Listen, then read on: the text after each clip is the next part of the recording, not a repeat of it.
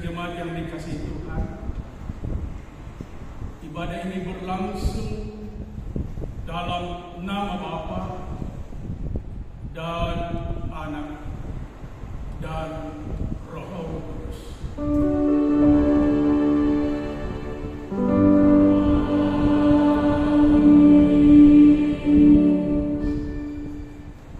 Salam sejahtera bagi kamu sekalian. Kasih-Nya menyertaimu senantiasa. Salam bagimu juga.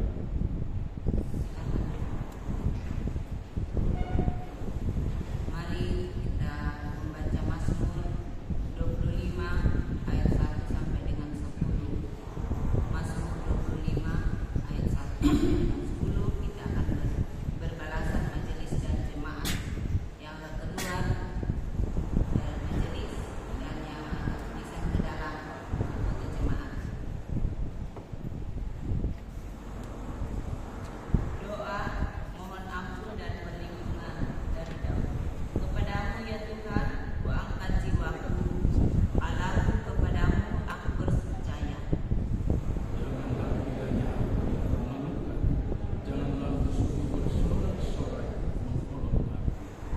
Ya, semua orang yang menantikan Engkau tak akan mendapat malu. Biarlah mempermalukan mereka yang benar berkhianat. Kegantianmu kepadaku ya Tuhan. Tunjukkanlah jalanmu kepadaku. Bawalah aku berjalan dalam kebenaran-Mu dan ajarlah aku. Sebab Engkaulah Allah yang menyelamatkan aku. Engkau menanti-nantikan sepanjang hari. Ingatlah segala rahmat-Mu dan kasih setia-Mu ya Tuhan. Sebab semuanya itu sudah ada sejak dahulu. Dosa-dosaku pada waktu muda. Pelanggaran-pelanggaranku janganlah kau ingat. Sesuai dengan kasih setia-Mu, ingatlah aku.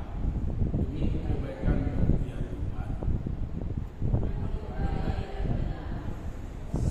Dia menunjukkan jalan kepada orang yang sesat. Ia membimbing orang-orang yang merendah hati menurut-Mu.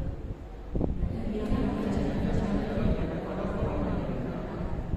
Segala jalan Tuhan adalah kasih setia dan kebenaran. Bagi orang yang berpegang pada perjanjian-Nya dan peringatan-peringatannya. Amin. Kita akan pujian Mazmur 25.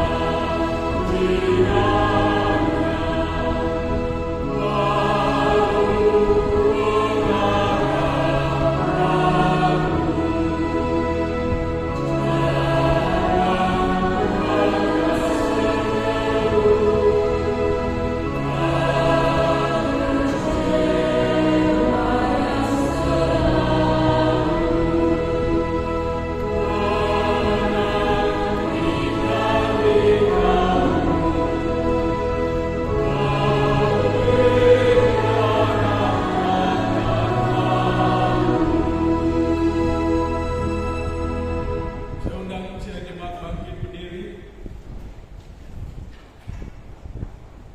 Dengarkanlah sabda Allah. Aku memberikan perintah baru kepada kamu, yaitu supaya kamu saling mengasihi, sama seperti aku telah mengasihi kamu. Demikian pula kamu harus saling mengasihi. Dengan demikian, semua orang akan tahu bahwa kamu adalah murid-muridku, yang itu jikalau kamu saling mengasihi. Kasih Kristus.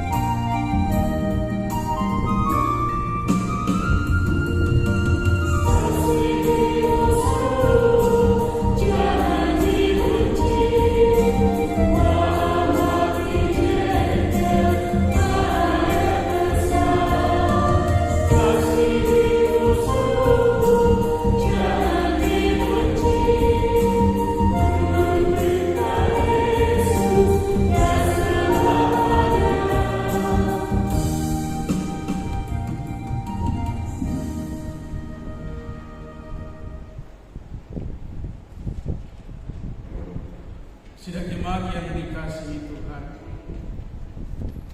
selaku umat manusia yang tidak luput dari kekeliruan, kesalahan, bahkan pelanggaran dosa, marilah kita masuk pada akta pengakuan dosa dan sesudah itu kita anugerah. Ya Bapa di sorga, kami datang sujud tunduk dan beribadah kepadamu, dan kami mengakui segala kelemahan dan keterbatasan hidup kami. Sesungguhnya hidup kami tertindih oleh dosa. Mulut kami sering mengeluarkan kalimat kutuk, telinga kami menolak mendengar pengajaran, tangan kami enggan menolong sesama kami dalam kasih, kaki kami takut untuk melangkah dalam kebenaran firman-Mu di tengah hidup ini, dan kami sering mengabaikan untuk sungguh-sungguh mengikut ajaran-Mu dalam kehidupan ini. Ya Allah Bapa di sorga, kami malu sebab Bapa di sorga begitu setia dalam hidup kami di tengah ketidaksetiaan kami. Sebab itu, dengan penuh penyesalan dan kerendahan hati, kami memohon pengampunan-Mu, ya Tuhan, bagi kami. Ini kami Tuhan, ampunilah kami. Kita menyambutnya dengan menyanyi dari kumpulan duka.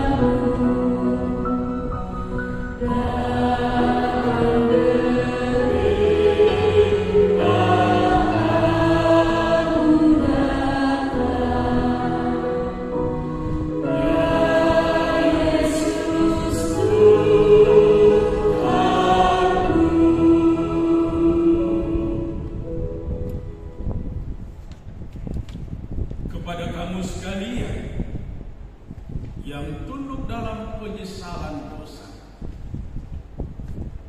berita kasih anugerah dari Allah dituduhkan kembali kepada setiap umatnya yang mengaku dosa.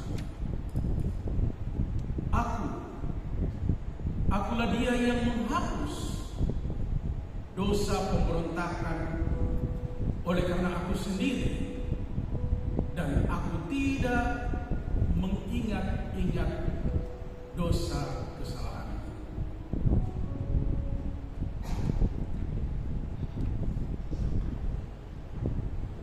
Tiba saatnya untuk kita memberikan persembahan seperti kita.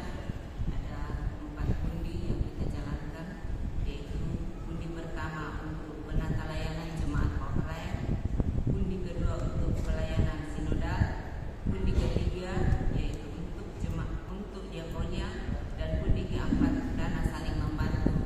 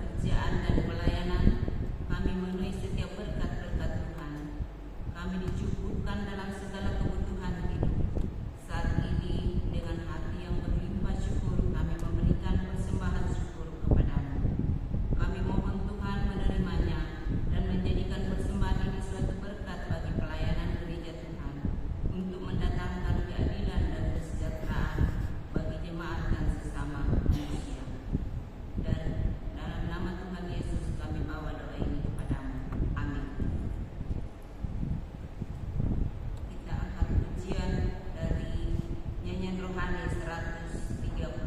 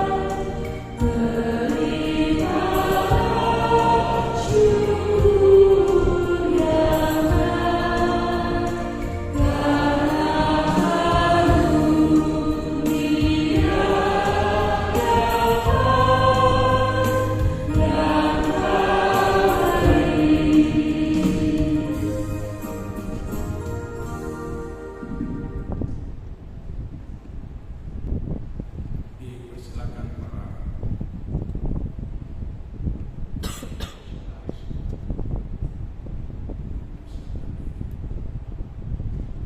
mari kita bersatu dalam doa untuk pembacaan dan pemberitaan firman Tuhan. Terpujilah nama-Mu Tuhan. Terang matahari telah menyinari kehidupan kami di hari perhentian hari kemenangan, di hari Minggu yang kudus. Terang matahari memberikan kami kekuatan, kesegaran dan kehidupan. Namun sesungguhnya Engkaulah surya terang dari tempat yang tinggi, yang telah turun ke dalam dunia sebagai terang dunia, Yesus Kristus, yang tidak hanya memberikan kami kehidupan dengan segala pengasihan, kasih setia, rahmat, berkat, tetapi juga pengampunan dan keselamatan hidup yang kekal. Dan semua kasih Allah, berita anugerah itu telah tercatat dan dimuat dalam Alkitab firman yang sebentar lagi kami akan buka, baca, tumuli dan renungkan. Dalam pengakuan dosa dan pengampunan Tuhan, kami bersyukur dan kami mohon kuasai kami dengan pekerjaan kehadiran-Mu ya Allah yang roh dan kudus padanya, agar kami sungguh-sungguh dilayakkan, bahkan dimampukan dan dikuduskan hati pikiran kami dalam mendengar, membaca, merenungkan kuasa kebenaran firman, dan senantiasa menjadi bahagian hidup anugerah keselamatan daripada. Berfirmanlah ya Tuhan, karena kami anak-anak telah sedia untuk mendengarkannya. Di dalam Kristus Yesus kami berdoa. Amin.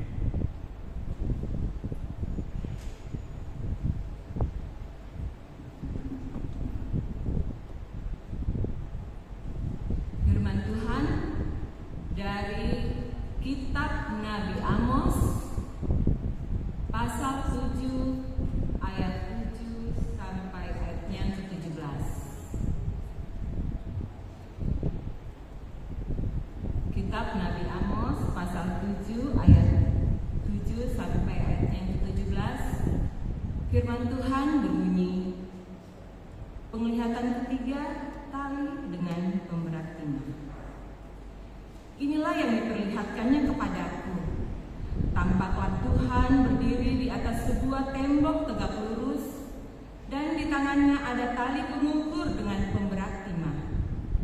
Berfirmanlah Tuhan kepadaku, apakah yang kau lihat, Amos? Jawabku, timah. Berfirmanlah Tuhan, sesungguhnya aku akan menaruh timah dengan tali pengukur di tengah-tengah umatku Israel. Aku tidak akan memaafkannya lagi. Tempat-tempat pemujaan Ishak akan dimusnahkan, tempat-tempat kudus Israel akan diruntuhkan, dan aku akan bangkit melawan keluarga Yerobeam dengan pedang. Amos diusir dari Betel. Amasya imam di Betel mengutus orang menghadap Yerobeam raja Israel dengan pesan, Amos telah bersekongkol melawan Tuhanku di tengah-tengah kaum Israel. Negeri ini tidak tahan lagi dengan segala perkataannya. Sebab beginilah dikatakan Amos, Yerobeam akan mati terbunuh oleh pedang, dan Israel pasti dibuang ke pembuangan dari tanahnya. Berkatalah Amasya kepada Amos, "Lihat, pergilah, enyahlah ke tanah Yehuda. Carilah nafkahmu di sana dan bernubuatlah di sana. Tetapi jangan lagi bernubuat di Betel, sebab inilah tempat kudus raja, inilah bait suci kerajaan." Jawab Amos kepada Amasya, "Aku bukan nabi, dan aku tidak termasuk golongan nabi, melainkan aku ini seorang peternak dan pemetik buah ara. Tetapi Tuhan mengambil aku dari pekerjaan menggembalakan kambing domba, dan Tuhan berfirman kepadaku, 'Pergilah, bernubuatlah terhadap umatku Israel.' Sekarang dengarlah firman Tuhan, engkau berkata, janganlah bernubuat menentang Israel, dan jangan melontarkan teguran kepada keturunan Ishak. Sebab itu beginilah firman Tuhan, istrimu akan melacurkan diri di kota, dan anak-anakmu laki-laki dan perempuan akan tewas oleh pedang. Tanahmu akan dibagi-bagi dengan tali pengukur, engkau sendiri akan mati di tanah yang najis, dan Israel pasti dibuang ke pembuangan dari tanahnya." Demikianlah firman Tuhan.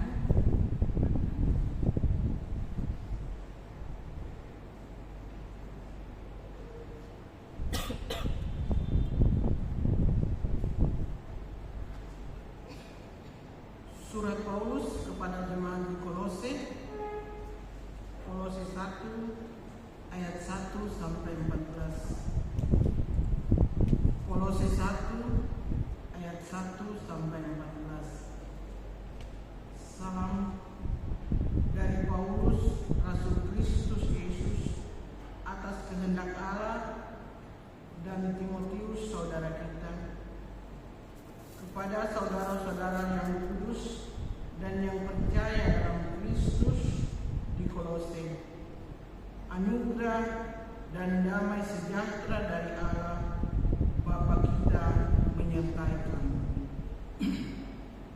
Kami senantiasa mengucap syukur kepada Allah Bapa Tuhan kita Yesus Kristus setiap kali kami berdoa untuk kamu, karena kami telah mendengar tentang imanmu dalam Kristus Yesus dan tentang kasihmu terhadap semua orang kudus. Oleh karena pengharapan yang disediakan bagi kamu di surga. Tentang pengharapan itu telah lebih dahulu kamu dengar dalam firman kebenaran, yaitu Injil yang sudah sampai kepada kamu. Injil itu berbuah dan berkembang di seluruh dunia. Demikian juga di antara kamu, sejak waktu kamu mendengarnya dan mengenal anugerah Allah dengan sebenarnya. Semuanya itu telah kamu ketahui dari Epafras, kawan pelayanan yang kami kasihi, yang bagi kamu adalah pelayan Kristus yang setia. Dialah juga yang telah menyatakan kepada kami kasih-Mu dalam Roh. Sebab itu, sejak kami mendengarnya, kami tidak henti-hentinya berdoa untuk kamu. Kami meminta supaya kamu dipenuhi dengan segala hikmat dan pengertian rohani untuk mengetahui kehendak Tuhan, sehingga hidupmu layak di hadapannya serta berkenan kepadanya dalam segala hal, dan kamu memberi buah dalam segala pekerjaan yang baik dan bertumbuh dalam pengetahuan tentang Allah, dan dikuatkan dengan segala kekuatan oleh kuasa kemuliaan-Nya untuk menanggung segala sesuatu dengan tekun dan sabar, dan mengucap syukur dengan sukacita kepada Bapa tempat yang melayakkan kamu untuk mendapat bagian dalam apa yang ditentukan untuk orang-orang kudus di dalam terang. Ia telah melepaskan kita dari kuasa kegelapan dan memindahkan kita ke dalam kerajaan anaknya yang terkasih. Di dalam Dia kita beroleh penebusan, yaitu pengampunan dosa. Amin. Haleluya.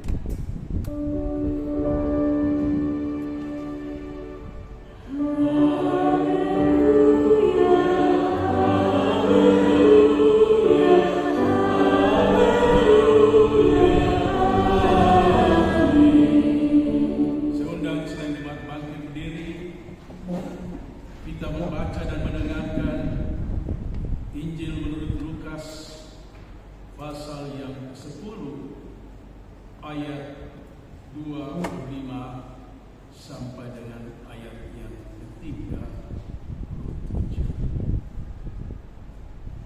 Orang Samaria yang murah hati. Firman Tuhan. Lalu berdirilah seorang ahli Taurat untuk mencobai Yesus. Katanya, Guru, apa yang harus kuperbuat untuk memperoleh hidup yang kekal? Jawab Yesus kepadanya, apa yang tertulis dalam hukum Taurat? Apa yang kau baca di dalamnya?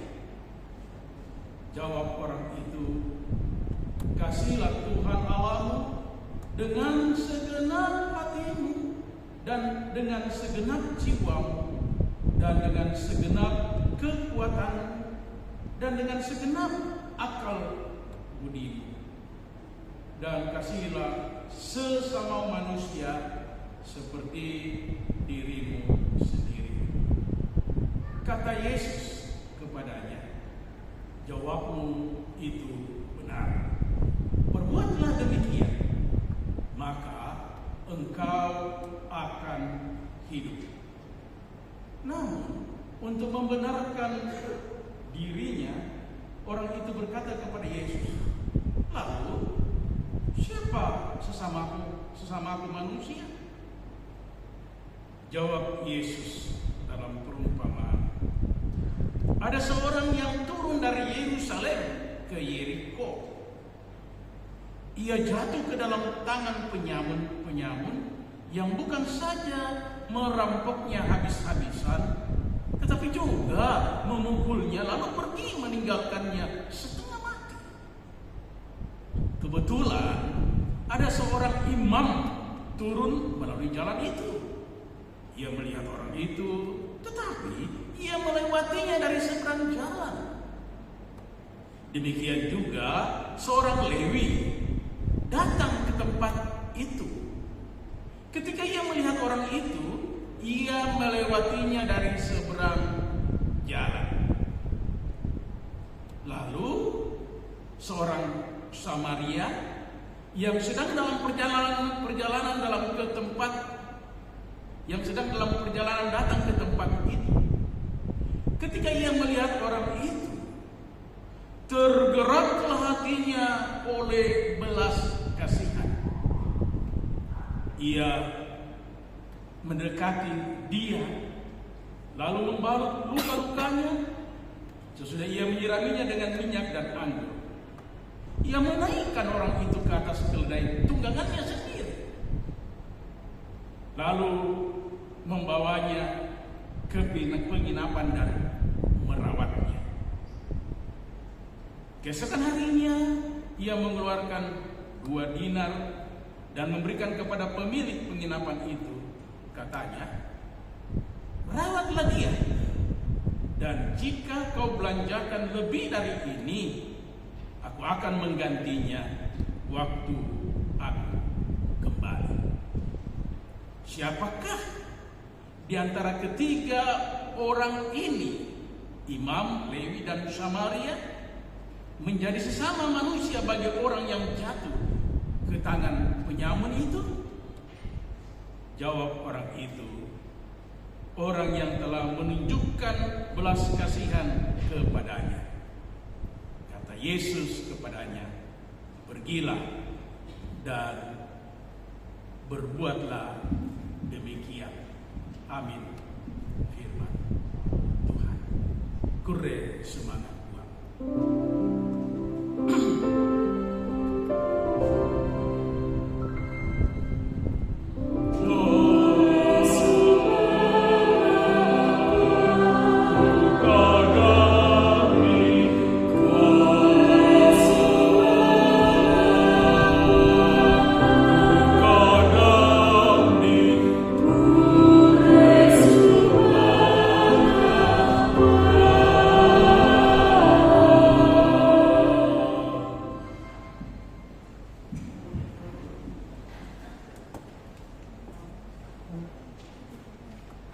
Shalom Bapak Ibu Saudara-saudara yang kekasih, selamat hari Minggu.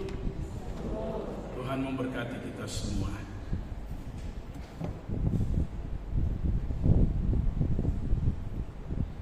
Saya kemarin ditelepon tiba-tiba menggantikan pelayan yang harus melayani minggu ini yang telah termuat dari warta jemaat minggu lalu.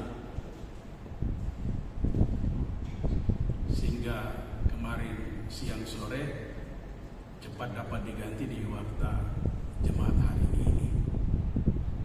Dan baik atau tidak waktunya, seorang yang dipanggil dan dipakai Tuhan harus siap menaburkan firman Tuhan, melaksanakan tugas panggilan hidupnya.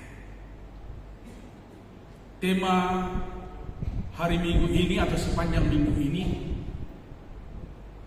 dalam skop pelayanan seluruh gereja Toraja dimanapun mengambil tema perbuatlah demikian maka kamu akan hidup.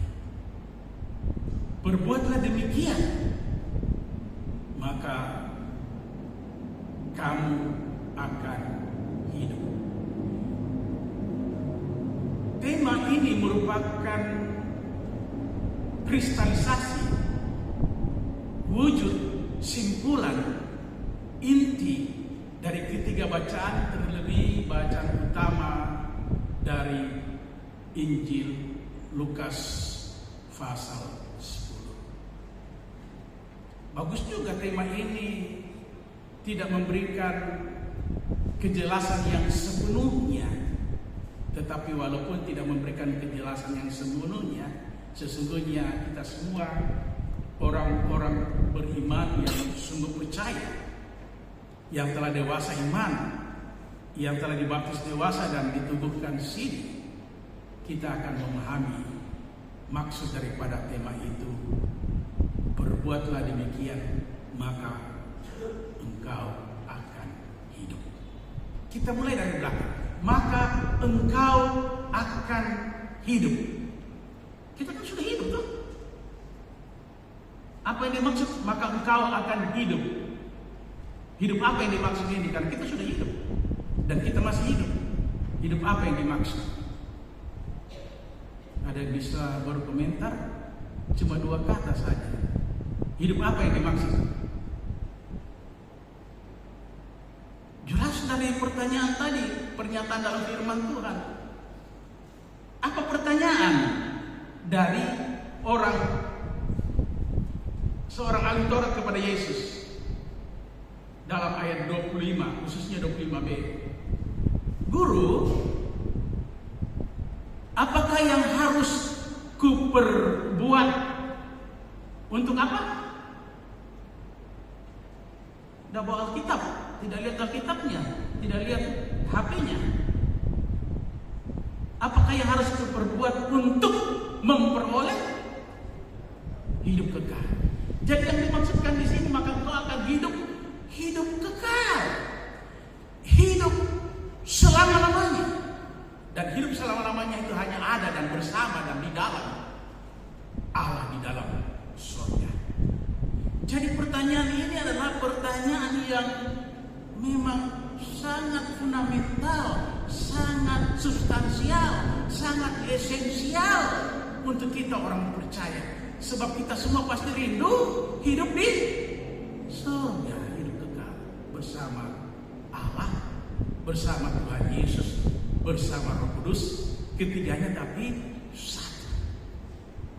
Ada anak saya Rahel di dalam, dia hidup bersama ayahnya yaitu karyawan Aser Kadang, satu orang.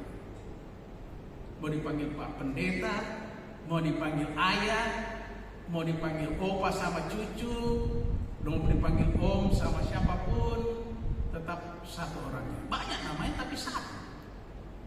Cuma saya tidak terbagi. Kalau orang cari di sana, saya tidak ada karena saya manusia dibatasi ruang, waktu dan tempat. Tetapi Allah hadir di mana-mana. Sekarang pun Allah Tritunggal itu hadir, cuma kita tidak lihat. Pasti hadir.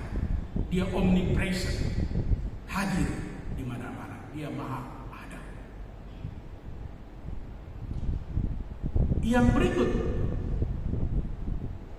pernyataan Tuhan Yesus, perbuatlah demikian, maka tujuannya maka kamu akan hidup. Hidup dipelihara Tuhan.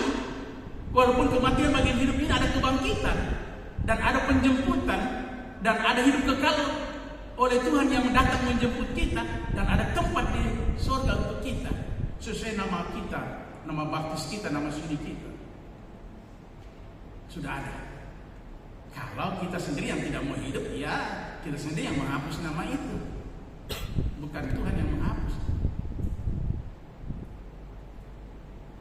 Perbuatlah demikian, maka kamu akan hidup. Apakah yang harus kita perbuat? Apakah yang harus kita perbuat?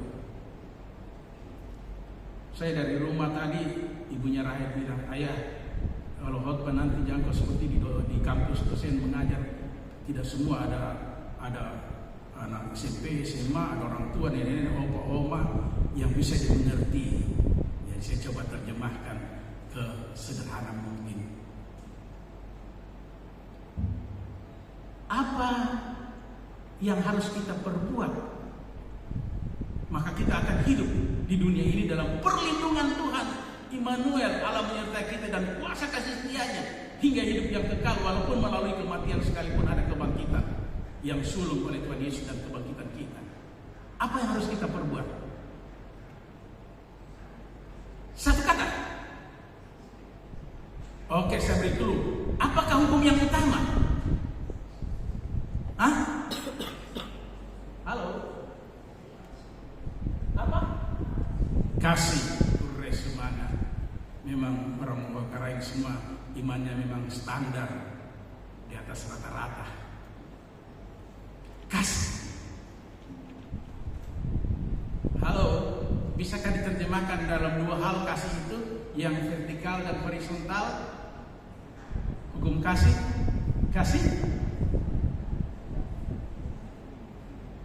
kasih kepada Allah dan kasih kepada sesama.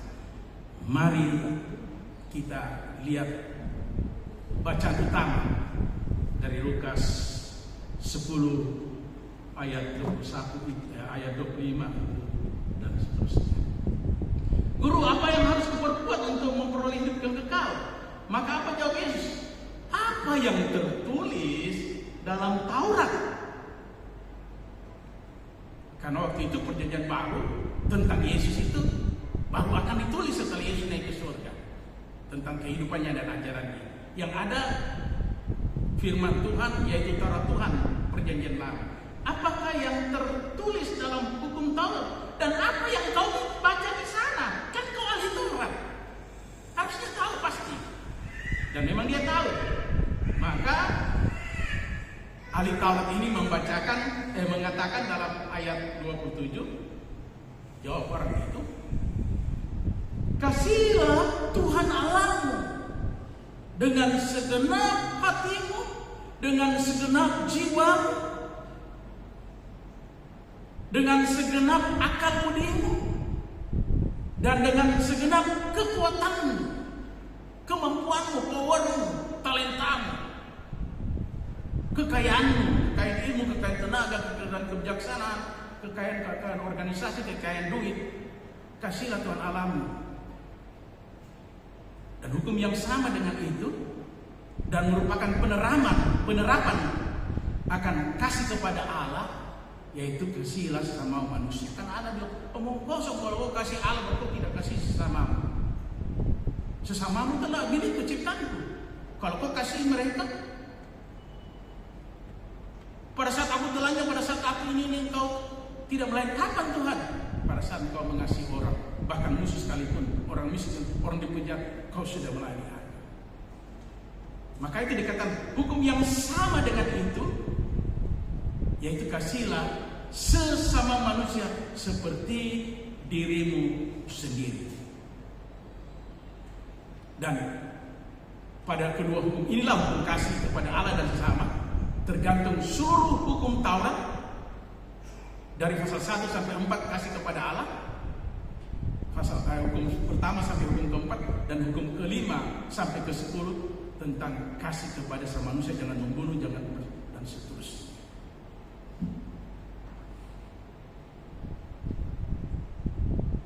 Karena itu inti Taurat itu di hukum kasih.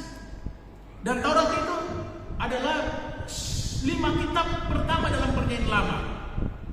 Gampang dihafal. KKIBU, Keluaran, Kejadian, Imamat, Bilangan, Ulangan. Tetapi seluruh kitab Perjanjian Lama yang berdasarkan Taurat itu disebut Taurat. Sama juga Perjanjian Baru. Injil yaitu Matius, Markus, Lukas, Yohanes. Kabar baik. Tapi berdasarkan Injil itu Paulus dan semua surat-surat berdasarkan Injil, yaitu berdasarkan kehidupan dan pelayanan kasih dan pengharapan Yesus, sehingga seluruh kitab Perjanjian Baru disebut Injil. Dan Taurat dan Injil adalah sepenuhnya firman Tuhan, hukum Tuhan, kasih Tuhan, kehidupan dari Tuhan. Yang jauh dari Alkitab, jarang sentuh Alkitab, itu berarti jarang sentuh, jarang dekat, dan tidak mendekat, dan tidak hidup bersama Tuhan, tidak mendekat, tidak pasti hidupnya di surga. Karena iman kita bertumbuh dan kokoh hanya di dalam pengajaran bimbingan guru sekolah minggu, baca kitab suci, doa tiap hari. Kalau kamu mau tumbuh tetap dalam kepastian pengampunan keselamatan daripadanya.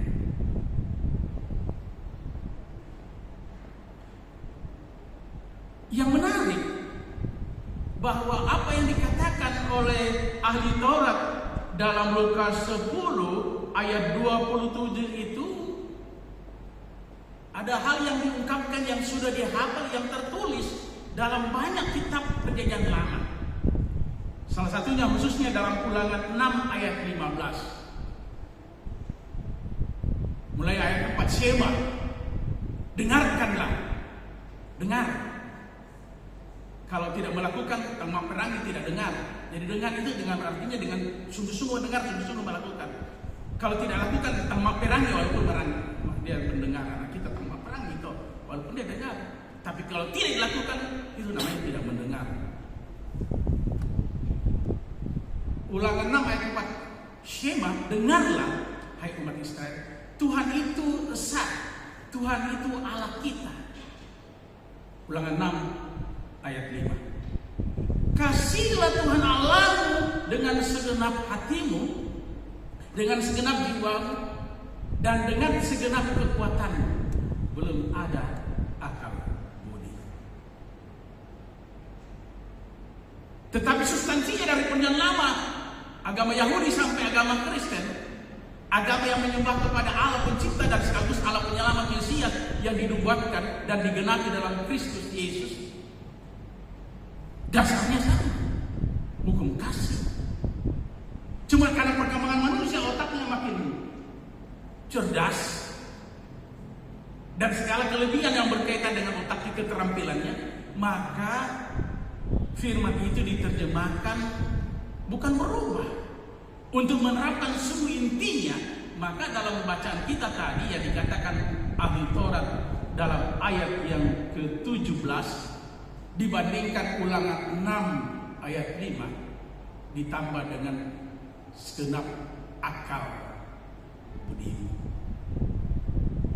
Dan apa yang dihasilkan akal, keterampilan, uang, alat, semua kemajuan teknologi itu kita terapkan, kita share, kita jadikan rahmat, berkat, pengasihan, pertolongan bagi semua orang. Itu mengasihi dunia, mengasihi sesama.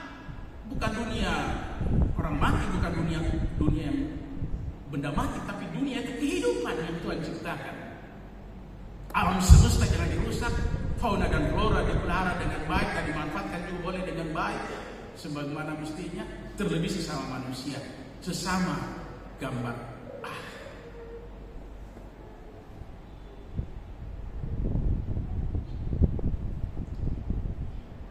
Setelah orang ahli Taurat itu menjawab, Tuhan Yesus katakan dalam ayat selanjutnya, ayat yang ke-18, Tuhan Yesus mengaminkan, jawabanmu itu benar. Perbuatlah demikian, maka kamu akan hidup. Itulah nats yang diangkat menjadi tema, yaitu ayat yang ke-28 bagian D. Perbuatlah demikian, maka kamu akan hidup. Sesungguhnya sampai di situ pertemuan antara ahli Taurat dengan Tuhan Yesus sudah selesai. Sudah jelas. Dia dapat jawaban bagaimana untuk memperoleh hidup kekal. Sekaligus jawabannya sendiri adalah tugas panggilan yang mulia. Sesungguhnya sebagai manusia diciptakan Tuhan kepada lingkungan hidup, terutama kepada sesama manusia, dan tanggung jawab kasih kepada Allah. Selesai. Tetapi ahli Taurat ini karena pikir dia dibenarkan dan memang dia ahli Taurat, dia bertanya sesuai dengan tradisi, kebiasaan, lingkup kehidupan orang Yahudi pada waktu itu, yang merasa ya sama seperti saudara-saudara kita sekarang, tidak usah disebut. Orang Yahudi pikir umat Allah itu yang dikasih Allah itu adalah umat pilihan Tuhan. Orang Yahudi saja. Kalaupun ada Yahudi campuran, yaitu orang Samaria yang sudah tidak dianggap orang Yahudi asli karena campur kawin dengan orang-orang bangsa-bangsa lain, yang tidak hanya tinggal 50%, mungkin tinggal 40%, 35%. Kalau sudah kawin lagi keyahudiannya, dia diremehkan, dipandang sebelah mata, bahkan dikucilkan, sehingga dalam tanda petik seolah-olah memang dimusuhi. Mereka enggan bergaul kepada orang Samaria, orang Yahudi di Israel Utara, di daerah Samaria.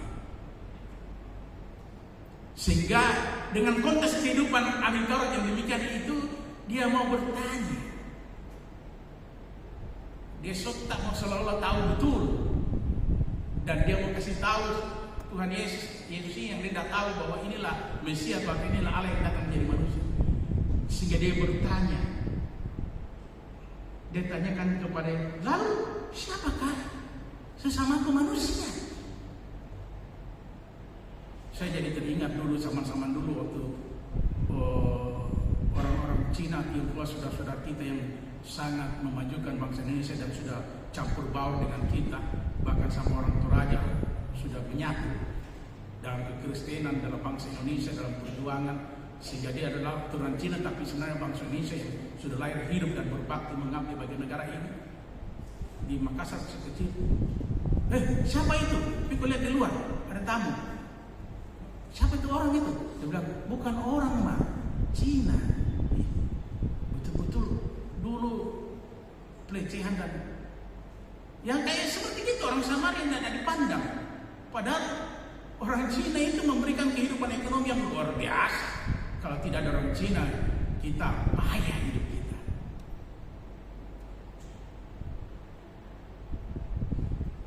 Oke, kita bicara bukan tentang ras. Kita bicara tentang orang Yahudi dan Samaria juga ras. Maka Tuhan Yesus memberikan tadi perumpamaan tentang orang Samaria yang murah hati. tentang seseorang orang Yahudi yang turun dari Yerusalem ke Yeriko.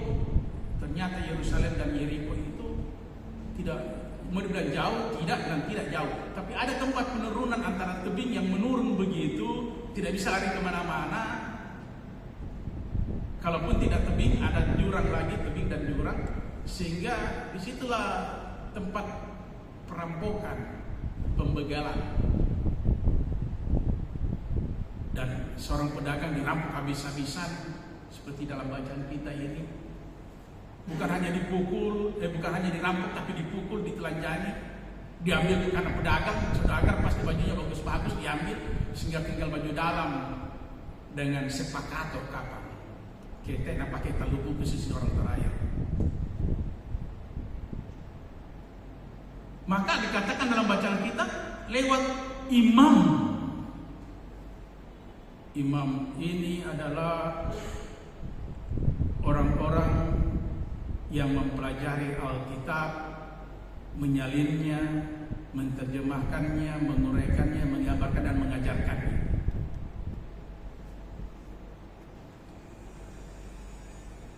Dia turun melalui jalan itu juga, ia melihat orang itu, tapi ia melewatinya dari seberang, maksudnya dari samping, dari seberang kejadian itu, tetap di jalan itu, bukan di seberang jurang, di seberang dari samping. Begitu juga orang Lewi, keturunan imam yang melayani bait Allah juga. Jadi kalau dikatakan lewat, sama sekarang lewat pendeta, dia lewat saja. Mungkin buru-buru makanya mau melayani, atau sedih kampai mau ada kebaktian insiden duka atau pengucapan syukur, sehingga tak mana masere itu atau makario atau masusah orang yang menderita. Lewat juga orang Lewi, para pengerja gereja, penatua Samas dan para pengerja gereja lainnya. Singkamma juga lewat dari samping, tidak ada yang perhatikan. Padahal sesama orang Yahudi teh. Maka dikatakan dalam ayat 33, setelah ayat 31, 32 imam dan Lewi, dikatakan lewat juga orang Samaria. Dan kita sudah dengar bacaan kita. Bagaimana ia mau berjalan kaki, ia mau mengangkat yang sudah kotor, babak dan berdebu itu, merawatnya, membalutnya, memberikan, di situ dikatakan memberikan anggur dan minyak obat-obatan. Anggur itu semacam ada alkoholnya untuk mematikan kuman dari kotoran debu yang bisa, dan mengangkatnya sendiri. Ini musuhnya, ini musuh orang Samaria, orang Yahudi, angkatnya taruh di atas keledai atau kuda tunggangannya dan membawanya ke penginapannya. Di sana juga dia rawat, dia kasih bersih. Setelah dia harus tinggalkan penginapan, dia kasih tinggal uang. Kalau tidak cukup, nanti dia akan bayar. Luar biasa. Orang tidak dikenal, orang yang memusuhinya, dia kasih. Itu ajaran pengajaran kepada ahli Taurat yang hanya tidak hanya pengajarannya hafal saja tapi tidak memperlakukannya, dan bukti Mapanasa sungguh juga tidak memperlakukan kasihnya, dan masih berpatron pada mengasihi kepada sesamanya. Padahal dalam kekristenan kan dikatakan kasihlah semua orang, bahkan kasihlah musuhmu, doakanlah dan berkatilah. Dan itu diterapkan oleh orang Samaria itu kepada orang Yahudi yang dirampok. Lompat ayat ke-36, kata Yesus, siapakah di antara ketiga orang ini, imam, Lewi dan Samaria, menjadi sesama manusia bagi orang yang jatuh ke tangan penyamun itu? Maka jawab orang itu, ahli Taurat, yang mungkin gengsi, harusnya dia bilang dengan jelas orang Samaria, tapi mungkin masih alergi walaupun sudah mulai dicerahkan, dibaharui. Dia bilang orang yang telah menunjukkan belas kasihan kepadanya. Tuhan Yesus tahu, tapi dia sudah mulai baharui, cuma masih berat gengsi. Tapi Tuhan Yesus tahu, Tuhan terima, dia bilang pergilah dan perbuatlah demikian.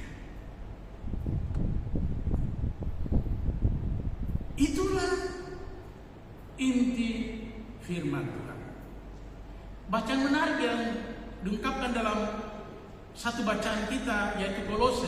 Kita baca Kolose 1 ayat 4. Kolose 1 ayat 4. Di situ dikatakan, kata Paulus dalam suratnya kepada jemaat di Kolose, dalam ucapan syukur dan doanya kepada jemaat Kolose di pasal ini, perikop itu, mulai ayat 3 dan ayat 4 dikatakan begini oleh Paulus.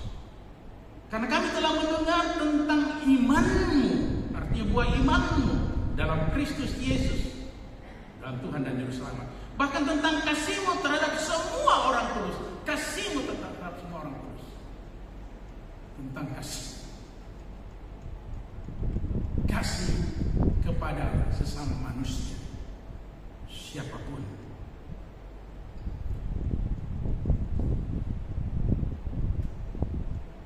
Dalam 1 Yohanes 4, coba kita lihat 1 Yohanes 4 baca kita.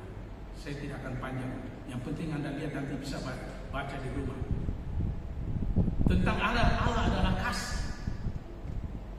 Kalau Allah adalah kasih dan kita diciptakan menurut gambar Allah, memang jati diri kita adalah kasih. Jati diri kita adalah kasih. Dan kita selalu gambar Allah. Kalau kita tidak mengasihi, berarti kita belum ditebus. Berarti gambar Allah yang jatuh ke dalam dosa manusia dalam dosa, sudah rusak gambar Allah, kita masih rusak. Belum ada kasih, belum ada gambar Allah. Allah itu kasih. Baca secara mendalam semua tentang Allah adalah kasih. Saya ingat siapa yang pengkhotbah yang pernah mengatakan demikian, dan saya juga persis sama yang saya juga pernah ungkapkan, kalau tidak salah juga di mimbar ini atau di kebaktian rumah tangga atau kebaktian OIG. Mengapa? Apa alasan Tuhan menciptakan manusia? Setelah diciptakan semua, dunia ini, bumi, memperlihatkan matahari, air, semua dan binatang berkeliapan di laut, burung berteman-teman dan binatang melata, binatang, akhirnya diciptakan manusia menurut gambar dan rupa Allah, yaitu laki-laki dan perempuan. Jadi kita laki-laki dan perempuan diciptakan menurut gambar Allah. Jangan langsung berpikir kayak matematika lahiriah. Kalau kita manusia laki-laki dan perempuan, wanita dan pria, dan kita wanita dan pria adalah gambar Allah, berarti Allah itu waria. Berdosa. Bukan soal jenis kelamin, Allah tidak punya kelamin. Artinya yang diciptakan manusia ini ada dua jenis, dan itulah manusia laki-laki dan perempuan diciptakan menurut gambar Allah. Apa gambar Allah? Kalau dalam bahasa teologi, imago Dei, gambar Allah itu berhubungan tanggung jawab kepada Allah dalam melaksanakan semua perintah dan berhubungan tanggung jawab kepada manusia dan bahkan alam semesta. Itu bahasa teori yang benar. Tapi maksudnya, bagaimana Allah itu? Kalau Allah itu kasih, harus tergambar. Kalau Allah itu maha kasih, sungguh kasih. Kalau Allah itu sungguh menolong, melayani. Kalau Allah itu sungguh mengampuni, harus ada gambar Allah dan kita juga mau mengampuni. Kalau Allah itu menolong, peduli, kita harus menolong, peduli. Karena kita juga gambar. Itu berarti tidak rusak lagi gambar Allah. Wujud manusia sebelum jatuh dalam dosa kembali dipulihkan oleh karena pengorbanan Kristus. Harus nampak. Jadi kita kakak lihat, kalau kita suka tidak kita bertanya seperti mirip setan atau iblis, tidak mirip Allah, berarti gambar Allah kita masih rusak. Yang hanya menurut hidup betul-betul menurut gambar Allah yang akan dijemput. Walaupun kita sering jatuh, mereka tobat. Yang penting Tuhan tahu hati kita yang sungguh-sungguh berjuang mau hidup gambar Allah, walaupun kita, karena kita tidak ada manusia yang tidak berdosa. Kita masih berjuang dan dikandung dan diperanakan dosa. Tapi Dia tahu kesungguhan kita mau sungguh-sungguh hidup. Dia tidak asal-asal. Tuhan tahu yang asal-asal. Yang penting dilihat. Dia tahu yang tulus dan sungguh. Itulah yang dijemput Tuhan. Yang sungguh merindukan firman Tuhan, sungguh berjuang melakukan firman Tuhan. Entah dia jatuh bangun, jangan terus jatuh bangun.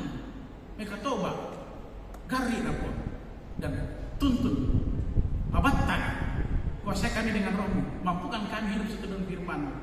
Walaupun tidak sempurna, kesungguhan hati kita Itu yang dilihat oleh Tuhan. Tuhan tidak memandang yang secara kelihatan bisa mata morgana, hanya kelihatan lip service saja, kelihatan baik-baik, padahal munafik.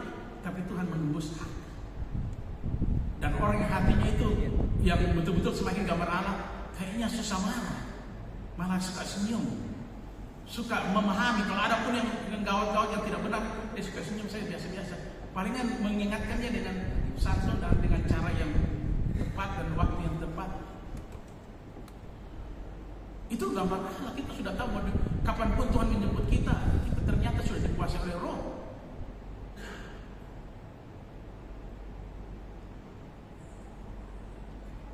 Jadi Allah itu kasih.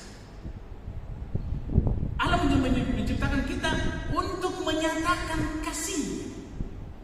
Dan ciptaan itu adalah wujud kasih Allah, gambar kasih Allah, dan menyatakan kasih Allah kepada binatang. Binatang tidak paham tentang kasih Allah karena diciptakan tidak menurut gambar Dia. Kita paham akan kasih Allah karena kasihnya kita diciptakan. Kalau Allah itu kasih, bagaimana Dia mau menyatakan kasihnya kepada siapa? Maka diciptakan menurut gambarnya, serupa dengan Dia. Bahkan sebelum kita jatuh dosa, kita dapat bergaul dengan bersama Allah di Taman Eden, Adam dan Hawa pada waktu. Dan kita juga Eden surgawi bersama Tuhan. Kalau kita terangkat ke sana, dibangkitkan.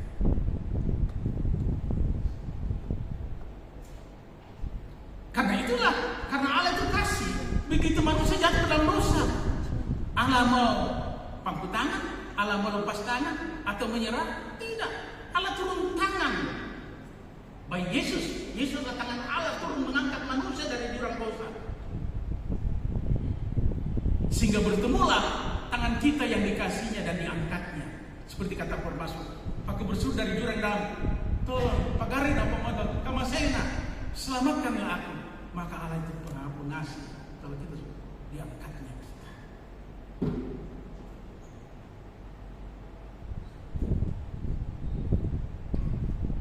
Allah itu kasih, sehingga sangat diberitakan dan diajarkan oleh guru sekolah minggu Yohanes 3:6.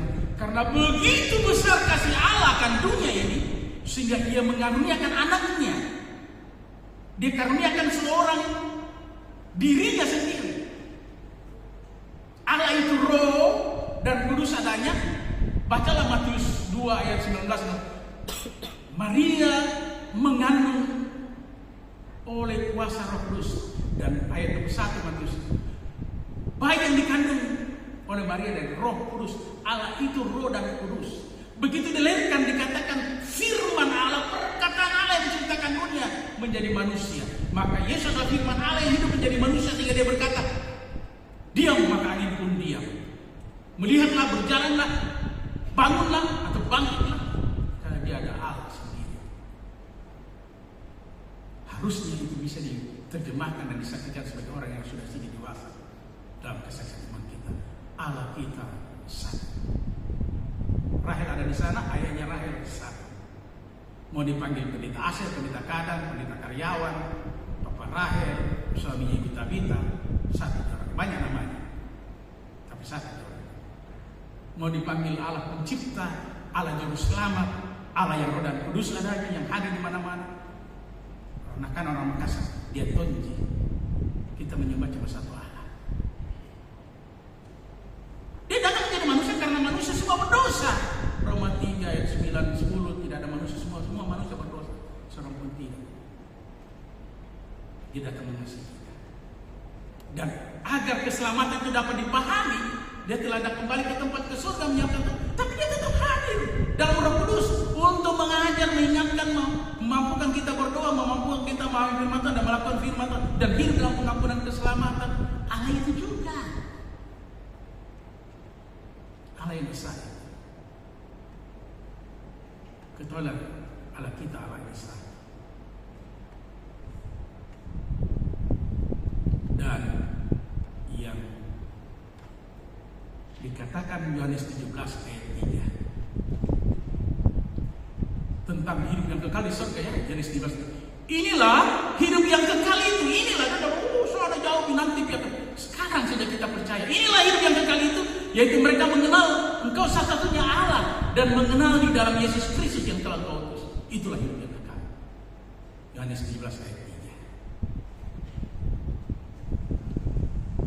3. Dan yang paling terakhir dalam 1 Petrus 4 ayat 8. Agar kita dapat mengejawantahkan, menerapkan, mengaplikasikan ajaran Yesus kepada ahli Taurat dalam perumpamaan kebaikan orang Samaria. Dalam 1 Petrus 4 ayat 8. Di situ dikatakan firman Tuhan. Kasihilah sungguh-sungguh. Bukan kasih lip service, kasih asal-asalan, asal kasih. Sungguh-sungguh. Artinya dari hati, segenap hati, segenap jiwa, segenap pokok. Kasihlah sungguh-sungguh seorang kan yang lain. Karena kasih yang sungguh menutupi banyak dosa. Saya tidak tahu apa saya sudah terjemahkan kasih sesungguhnya. Arti itu jangan dilihat secara harafiah letter lex.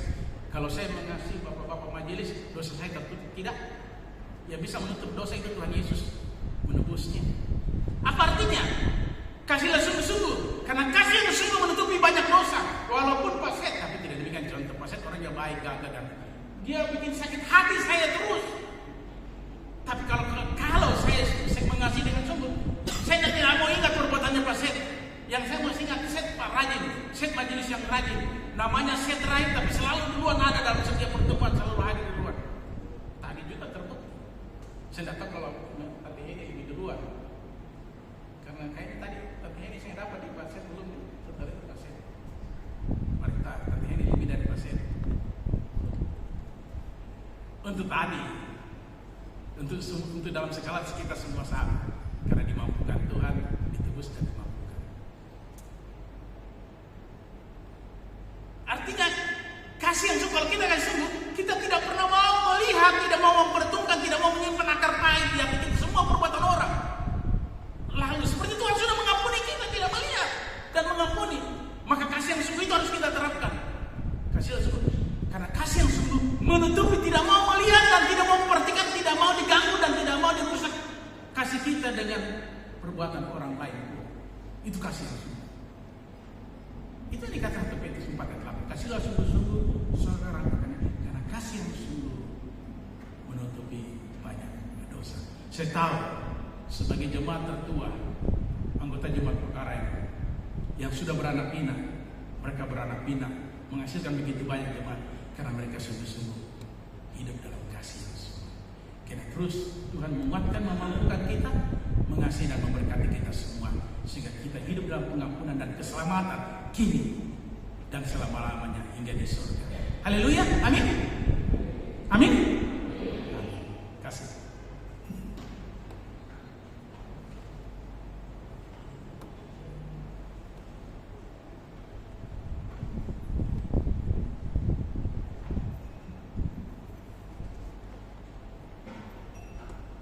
Kita masuk dalam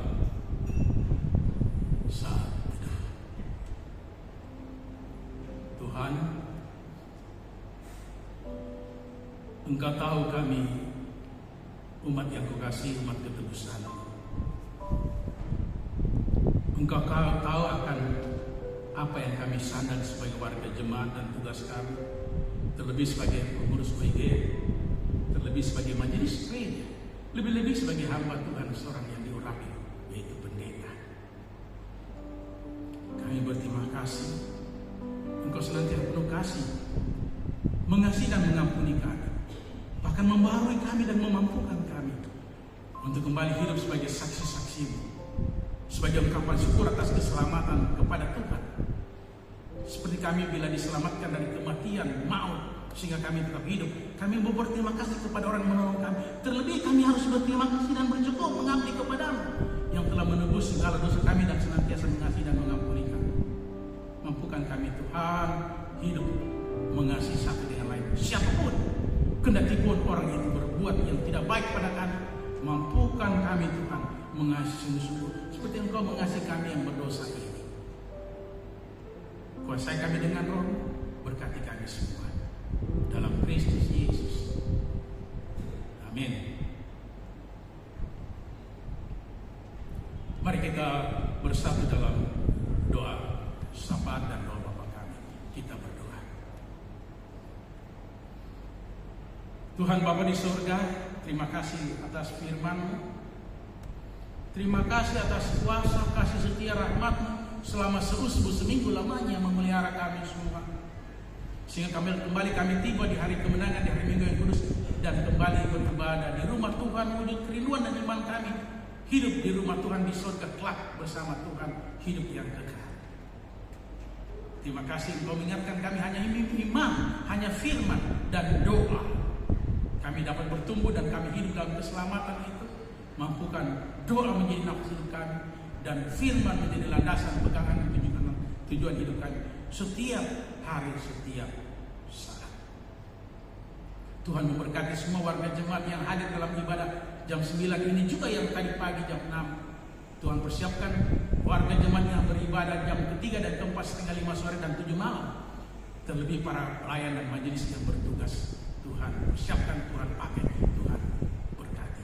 Bila jemaat pulang ke rumah mereka masing-masing, tuntun mereka, pimpin mereka, lindungi mereka, kasih mereka. Berkati rumah tangga kami, keluarga mereka, dan semua orang yang mereka kasih, baik di rumah mereka dan dimanapun mereka berada. Persekutukan mereka senantiasa dalam lindungan kuasa kasih sayang-Mu. Persekutukan mereka terus dalam iman, doa, dan syukur hanya kepada-Mu.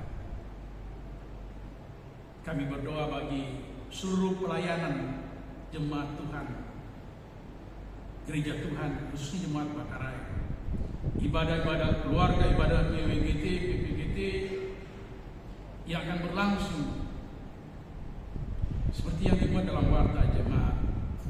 Tuhan tolong semua program pelayanan jemaat OIG, Tuhan tolong.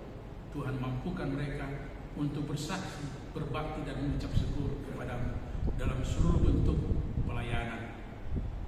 Dan Tuhan menolong semua yang diumumkan dalam warta jemaat agar dapat dilaksanakan sesuai dengan segala rencana, termasuk rencana pembangunan pengadaan lift yang telah dipesan dalam perjalanan dari tempatnya. Kiranya semua dapat berjalan dengan baik. Tuhan berkati semua persembahan yang telah dipersembahkan warga jemaat, juga melalui persembahan syukur bulanan dalam berbagai bentuk persembahan yang dilakukan dan diserahkan, dipersembahkan kepada-Mu. Limpahkan rahmat berkat-Mu untuk segala kebutuhan hidup mereka yang Tuhan lebih tahu. Kiranya mereka tidak kekurangan, bahkan berkecukupan, bahkan berkelimpahan, sehingga dapat menjadi berkat bagi banyak orang, juga bagi orang yang susah, miskin, dan menderita, terlebih dalam ladang pekerjaan Tuhan. Inilah doa syukur kami, Tuhan, ampuni dosa kami. Terima kasih ya, semua doa kami bawa di dalam Tuhan dan Juru Selamat kami Yesus Kristus yang telah mengajar kami berdoa bersama. Bapa kami yang di surga, dikuduskanlah nama-Mu, datanglah kerajaan-Mu, jadilah kehendak-Mu di bumi seperti di surga. Berikanlah kami pada hari ini makanan kami yang secukupnya, dan ampunilah kami akan kesalahan kami, seperti kami juga mengampuni orang yang bersalah kepada kami. Dan janganlah membawa kami ke dalam pencobaan, tapi lepaskanlah kami daripada yang jahat, karena Engkaulah yang mempunyai kerajaan dan kuasa dan kemuliaan sampai selama-lamanya. Amin. Sidang jemaat Tuhan, dengarkanlah petunjuk hidup baru dalam kitab Kolose 1 ayat 9-10. Sebab itu sejak waktu kami mendengarnya, kami tiada berhenti-henti berdoa untuk kamu.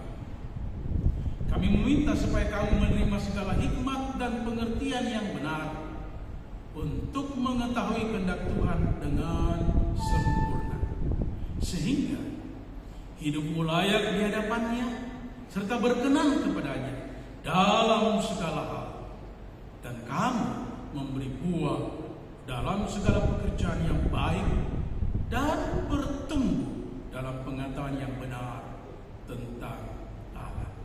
Kita mengaminkannya dengan menyanyi muji Tuhan Hidup Jemaat 450, hidup kita yang benar.